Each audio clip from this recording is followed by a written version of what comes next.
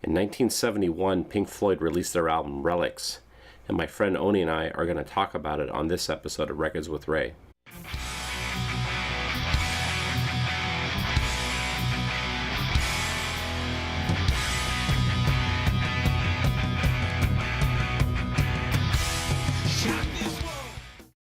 When most people think of Pink Floyd, they think of like The Wall, Dark Side of the Moon, Wish You Were Here.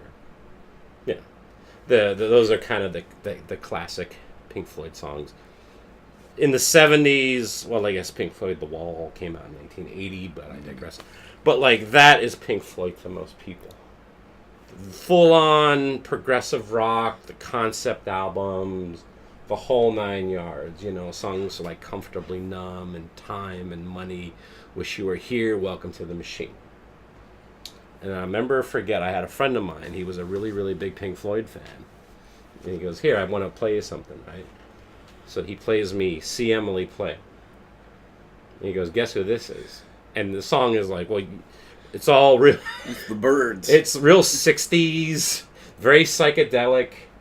Ding, ding, ding. Like, I think there's a harpsichord, and I'm like, Emily tries, but misunderstands. And he's like, it's wow. And it's like, this is Pink Floyd. And I'm like, what? I'm like, oh my God. And the first album that I bought that wasn't the normal Pink Floyd was Pink Floyd Relics.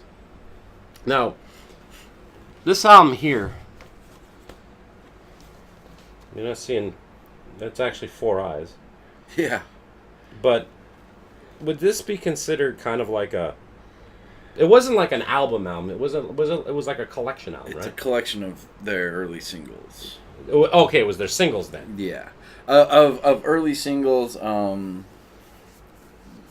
before and during the time of Piper at the Gates of Dawn, okay, and whatnot. So it's a lot of singles. They did a lot of singles back then, versus albums, just to make a little 7-inch move on and everything else. So was this with the songs that were on here? I think so. Yeah. It is a collection of singles and stuff. There might be even a Piper song on there. Yeah, I think so. Well, I think the Nile song's on here, right? Yeah, and that's off of that's off More. Oh yeah, it's off of More. Yeah. So it's definitely a collections type of album. Yeah. But it's all Syd Barrett. It's mostly Syd Barrett stuff. Mm-hmm. How did you get into this album? Was this the first thing that you heard from Pink Floyd? So I grew up in a household of 4 older brothers. Okay. And so albums sitting around is one of my first memories of life, like Machine Head. Seeing the image of Deep Purple Machine Head and then hearing Smoke on the Water is one of the first memories of like life for me. And so that all this stuff was always hanging around, and I remember this one in particular, the Double Eyes, the creepy album cover and everything else. And my brother had it on a cassette, and it was actually one of those cassettes with not a J card but a wraparound, you know. Oh wow. Yeah, that kind of thing. We're showing age. And it had the paper label on it and everything, and I stole it from him and listened to it. And even as a little kid, it's just so universally, you know, awesome and sonic. And every time I'm in a park and I hear birds chirping, I start in a churchyard by. I sing it every time, and I was like, why do I sing that song when we're in a park? Like, it's Arnold Lane, the birds chirp, then the guitar comes in. So it's just it's a huge fundamentally, you know, part of my liking into Pink Floyd. And then of course, like you said, you know, I remember dreaming about getting The Wall for Christmas, and I actually my mom got me The Wall for Christmas, and my brother was all, where do you get all the cool shit for Christmas? Blah, blah, blah. Was this the first thing that you heard from Pink Floyd? Maybe. Okay, maybe. So you heard this before you heard like The Wall, or like probably, because I mean, this is like 5-6 years old that I hijacked that tape from my brother. And if that's the case, because you and I are the same age, The Wall wouldn't have even been out yet. Because that didn't come out until 1980. 80, yeah. You yeah, it was about then, you know. I was born in 73. Okay, yeah. So literally, like, right there. Yeah. And so The Wall came later when I was in junior high school, or like 6th grade or whatever. Yeah. And then into junior high school, got into all things Floyd, even the final cut. When I think about this album, I think about, like, the Beatles. Yeah, absolutely. One thing Beach Boys, you know, all that 60s stuff. But yeah, go ahead. Well, what I was gonna say is like when it comes to the Beatles, I think what makes them so amazing is that you have the early stuff. The She Loves You, yeah, I want to hold your hand, and then like it's the same band that ended up doing like Helter Skelter. Yeah. And you're like, how is this the same band? Yeah. And I remember when I heard this, as I said, I went out and bought it immediately because I did like it. I mean, I like 60s psychedelic rock, and which this all completely is. Yeah. And this was my introduction to Syd Barrett era Pink Floyd. Well, Syd Barrett, early Pink Floyd. I guess pre Dark Side. And what I really, really admired about Pink Floyd is just like the Beatles. It's the same thing. You listen to C. Emily play. You listen to Arnold Layne. You're like, how is this the same band that writes Another Brick in the Wall? Yeah. Or The Wall, for that matter. Yeah.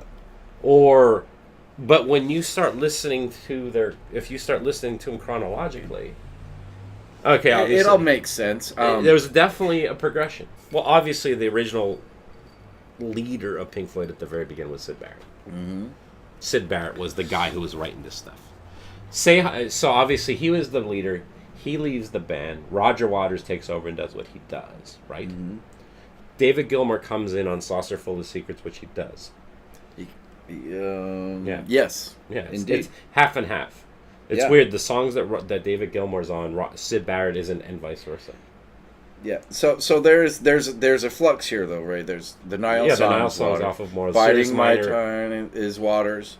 You know, Richard Wright got one in with Remember a Day. It's a beautiful song, and that's on Saucerful. So this came out, you know, in the early '70s and whatnot. But yes, there was the influx, and they were a 5-member band for a very short time. Very, very short time. Yeah. So obviously, Syd Barrett leaves. Mm-hmm. David Gilmour is now the new guitar player, but he's the FNG. Yes, he's the fucking new guy. Obviously, I haven't talked to Nick Mason or Richard Wright personally like you have. But I always got the impression that they were always kind of chill and kind of laid back. So it makes sense. So it makes sense that Roger Waters would kind of take over the band, but he's definitely not those things. Question is, okay, say hypothetically, Pink Floyd was more of like a unit, where they were all more equal. Uh-huh. How do you think Pink Floyd would have evolved then?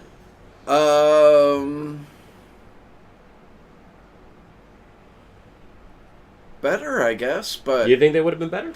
But the Roger wrote the entirety of Dark Side of the Moon.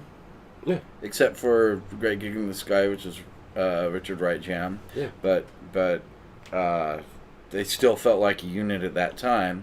But I think, you know, Dark Side of the Moon comes out, and it was on like, you know, right before that you have Adam Hart Mother, you have More, and all that stuff. So but yeah, I really honestly think, and I know this sounds counterintuitive, but it seems to me the best situations is when you have one guy calling the shots. Mm-hmm.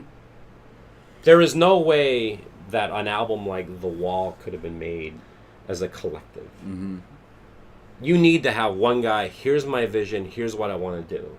To be able to do that. Mm-hmm. I mean, you're in a band. You're wearing your hat. T.A. Drones.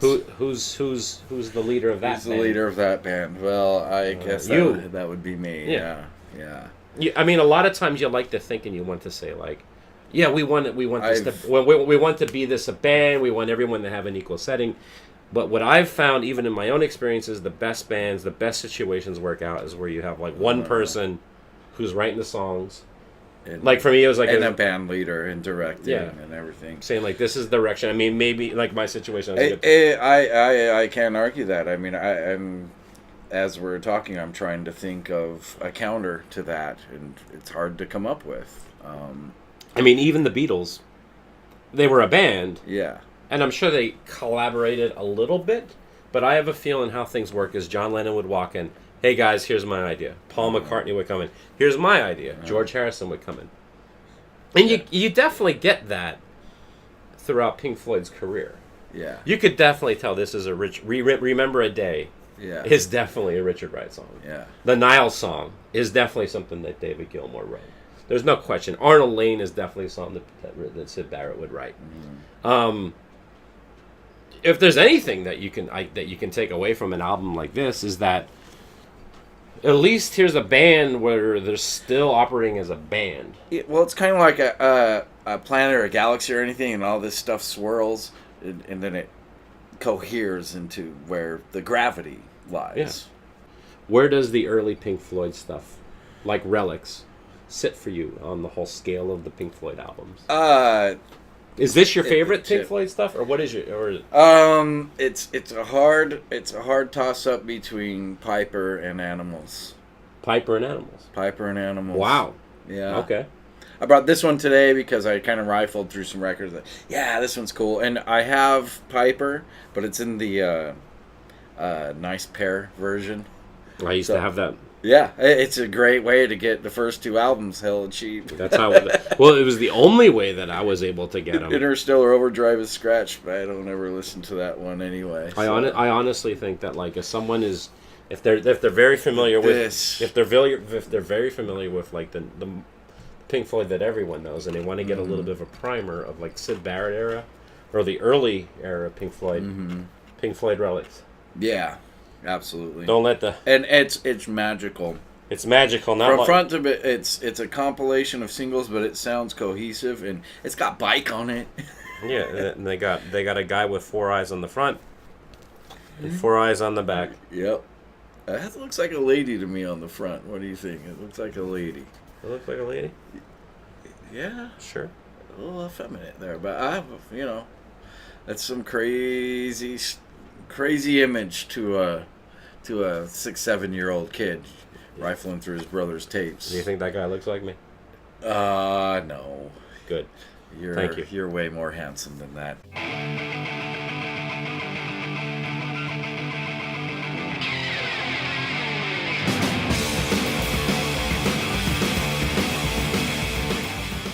Honestly, I've never delved into Roger Waters' solo career. And I hear it, and it's a little convoluted. It reminds me too much of Final Cut. It's trying to... I really don't know that much about it, honestly. But I did see him at the Tacoma Dome a short time ago. You talked to Roger Waters? No, I saw him play. You said you saw him? Oh, you said you saw... Oh, you mean you saw him on stage? Yeah. Well, I saw Roger Waters down at the bar... down in Tacoma the other day. I attended a Roger Waters show at the Tacoma Dome. What is your favorite era, Floyd? Jeez. Not really talking album, just talking era. If Animals isn't one of the best things that ever happened in the world to me. There's a lot of people because I really like how Roger took over and. And people don't, and it was hard for other people. It was hard for his bandmates and stuff, and particularly Richard Wright. But Animals and between. How do you know that? Did you have a conversation with Richard Wright? And he said, "I don't like how Roger Waters is taking over this band, Oni." Well, did you have that conversation? No. You're hanging out with Nick Mason. Nick Mason's like, Roger Waters is such a... Yes, I did. It's a matter of fact, so... Hey, gang, this is Ray, and I just want to say thank you very much for checking out my video. I hope you enjoyed it. And if you want to see more videos, please click on the subscribe button. And if you like what you see, please give it a like. That would mean a lot to me. And if you're wondering why I'm wearing Hawaiian shirts, well, when I'm not talking about records, I'm talking about my other love, Tiki. I have a show called Tiki with Ray. If you want to check that show out, just search Tiki with Ray on YouTube. It'll come up.